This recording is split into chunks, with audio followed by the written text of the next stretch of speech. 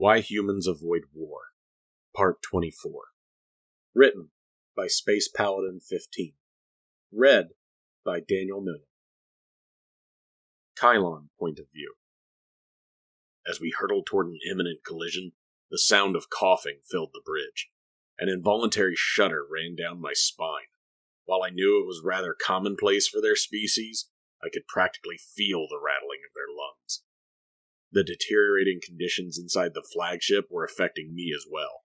My eyes were burning from the billows of smoke that pooled in the air, and my skin was smoldering from the temperature, which had risen to an uncomfortable degree. With a glance around, I saw many humans tugging at the collars of their shirts. None of them looked too pleased with the environmental status either. If we stayed on board this vessel too much longer, we would all suffocate. With the shields down and the interior aflame, I expected the ship to crack apart on impact, but the Terrans, true to their suicidal tendencies, pressed on anyways.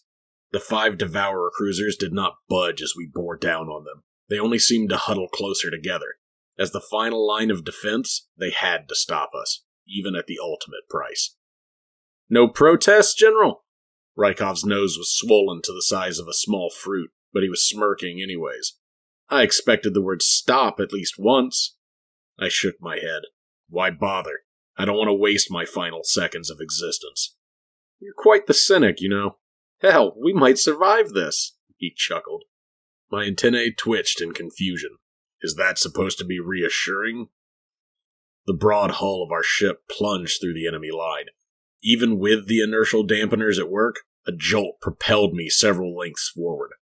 I found myself prone on the ground yet again, wincing from another rough landing. The nanites in my veins could only mend so much tissue damage at once. I imagine I'd be black and green tomorrow. Before I could regain my footing, the humans rolled the vessel sharply to one side. An undignified yelp escaped my lips as I slid shoulder first into a workstation. What were they doing? Had their steering systems gone haywire? I felt the flagship start to tip back in the other direction, and clutched onto the base of the desk for dear life. An awful screeching sound resonated through the walls of our vessel, most likely our tough hide peeling away. But there were no worried call-outs from the pilots or the computers, so the erratic rotation had to be intentional. Why would the humans want to tumble about right in the wake of a collision? I pondered the question for a moment, and then an idea occurred to me. The Terrans were twisting their ship like a knife, carving a deeper gash. We were burrowing our way through the enemy craft and tearing up their inner workings as we went. A crunching noise echoed from the bridge's exterior wall, drawing my attention. I saw a crack snaking its way from floor to ceiling, with several tendrils branching out from the root. Sure, our opponents had been taken out of commission, but our own ship was hanging together by a thread. Severe damage reported to all sectors. Structural integrity compromised. The computer's voice cut through the dead air. Advised to power down the ship at once. Rykov cleared his throat. Computer, you don't recommend evacuation anymore? Negative. That is no longer possible, came the reply. Why not exactly? The hangar bays and escape pods have sustained severe fire damage. They are inoperable. Advised to send out a distress signal and await rescue. The inferno's spread had escalated quickly, and if it continued at the current pace, it would reach the bridge in a matter of minutes. We had grinded to a halt in the aftermath of the collision, and were currently wedged nose first into the enemy vessels. Any more impacts would fracture the flagship's exterior, so that meant breaking through the other side was not an option. The commander scratched his head, frowning. Right. You heard what the computer said. All power to thrusters, and once we're clear of this wreck, we gun it to the Devourer's star. Should be a walk in the park. Maybe I wasn't the best at listening, but that definitely was not what the computer said. Our engines, which were near liquefaction by now, revved to life. We inched forward, slicing our way through the last of the enemy's plating. The ceiling overhead began to sag as its supports faltered, and I figured it would come down on us. What hurt most was knowing how close we had come, and that we had failed in completing the mission all the same. Then, with a terrible shudder, the flagship was clear of the wreckage. It had sawed 5 enemy craft in half, leaving behind only idle debris. Our frame quivered, still deciding whether or not to collapse. By some miracle, it was holding together. For now. As cheers erupted around the bridge, I looked towards the commander. The man had found a seat behind a weapons console, displacing one of his ensigns. It was a matter of seconds until we passed by the Devourer's star, and he was ensuring that the grav bomb was prepped for deployment. The terrible task of genocide was still ahead of us. There was no semblance of a smile on his face, despite our hard-fought victory.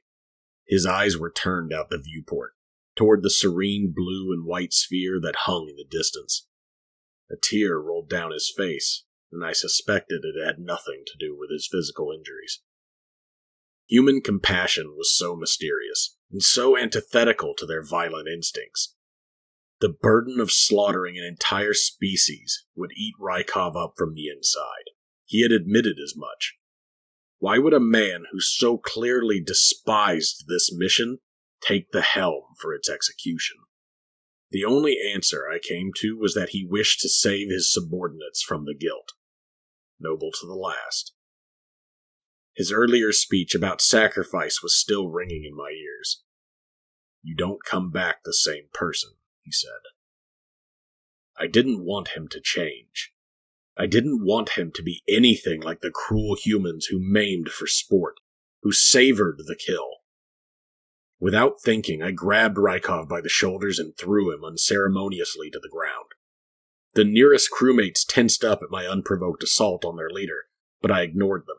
My fingers acted on autopilot.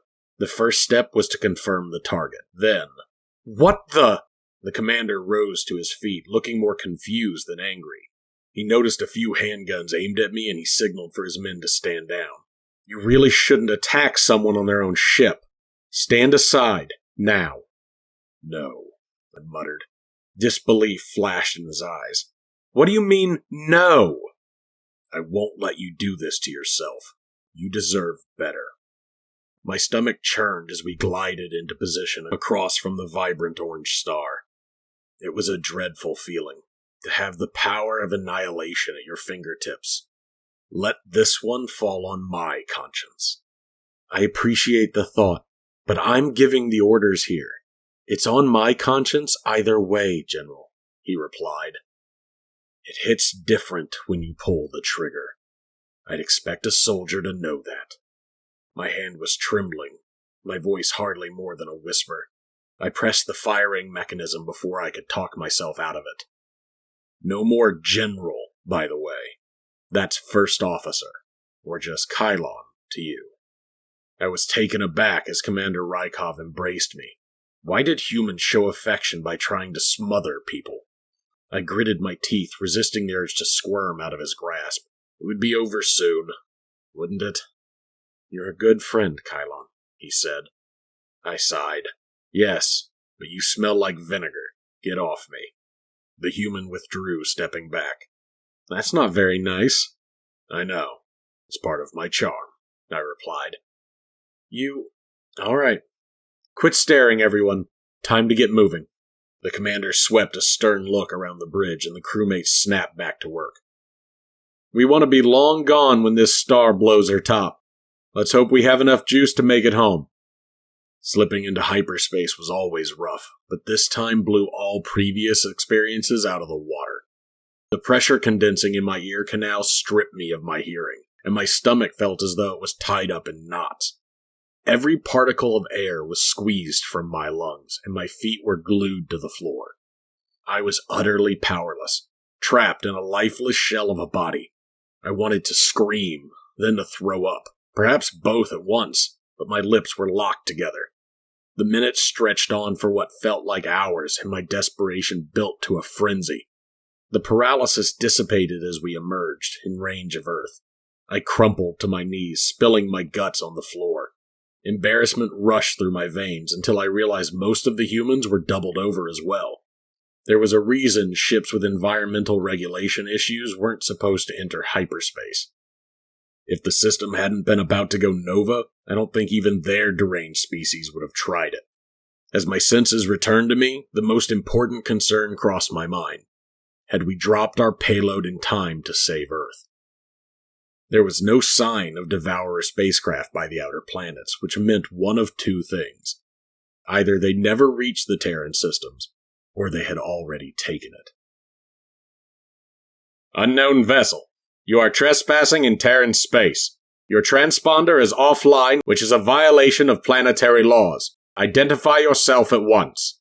A male voice crackled over the speakers. Rykov staggered to the holodisplay. Orbital Command, I would hope you'd recognize your own flagship. Jesus Christ! The man's pitch rose sharply, presuming from shock. Rykov? What on earth happened to you? Your bird looks like it got chewed up and spit back out.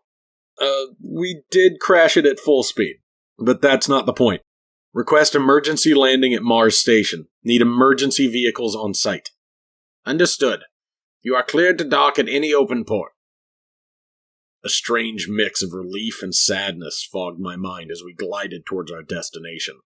The knowledge that our endeavor had saved the Federation from certain death was a source of pride, but I wished there had been another way.